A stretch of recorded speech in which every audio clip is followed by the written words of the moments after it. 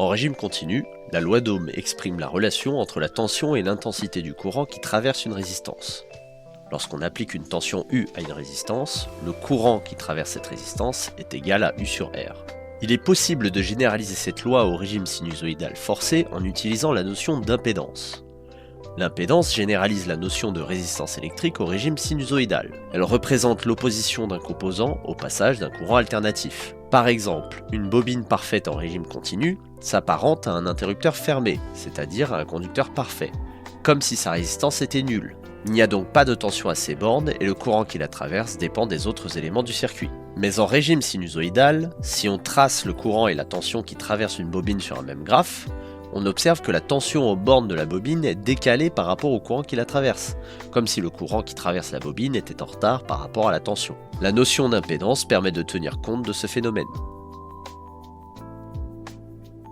Pour n'importe quel régime, la relation entre tension et courant qui traverse une bobine est déterminée par la relation U de t égale L dI sur dt, où dI sur dt est la dérivée du courant par rapport au temps. La tension est donc proportionnelle aux variations du courant.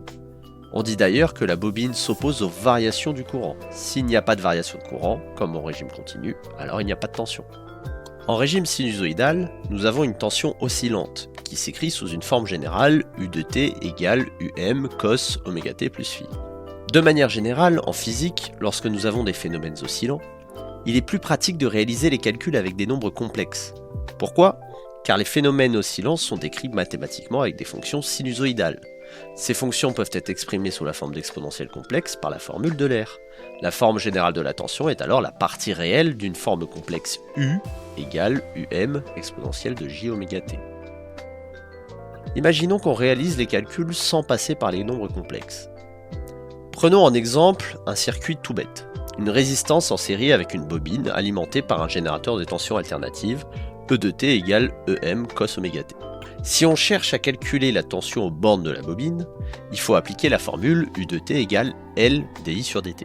Il faut donc calculer I de t dans un premier temps.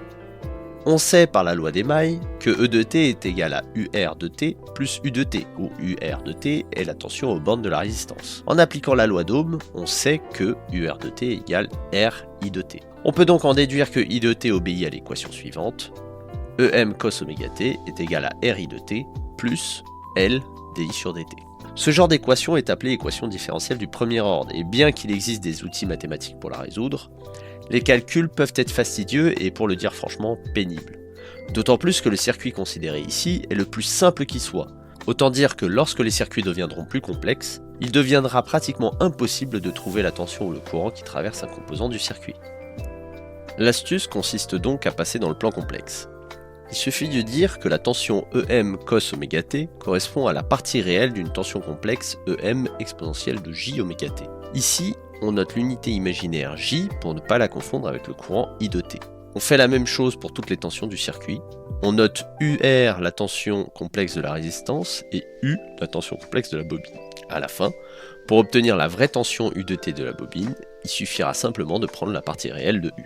Ainsi, on peut noter les tensions complexes UR est égal au module de UR fois l'exponentielle J argument de UR, et U égale module de U exponentielle de J argument de U. On fait de même pour le courant I.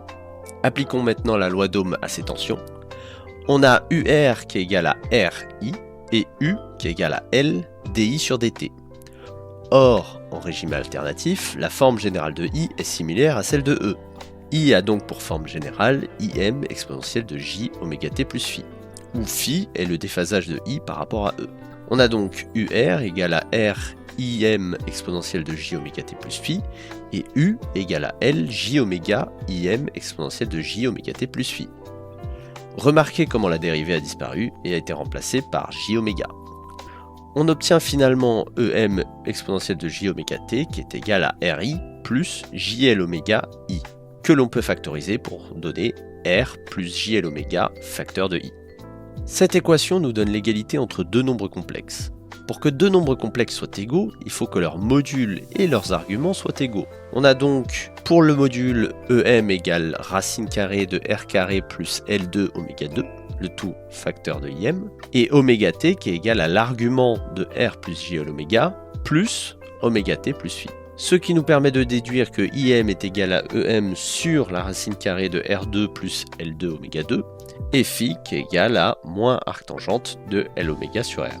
Ce résultat nous permet d'obtenir U de t facilement, puisque U de t correspond à la partie réelle de U, et que U vaut JL oméga I. On a donc U de t égale partie réelle de JL oméga IM exponentielle de J oméga t plus phi, et en notant J égale à exponentielle de Jpi sur 2, ce qui se retrouve facilement en plaçant J sur un plan complexe, on a U de t égale EM L oméga sur racine carrée de R2 plus L2 oméga 2, le tout fois cosinus de oméga t plus pi sur 2 moins arctangente de L oméga sur R.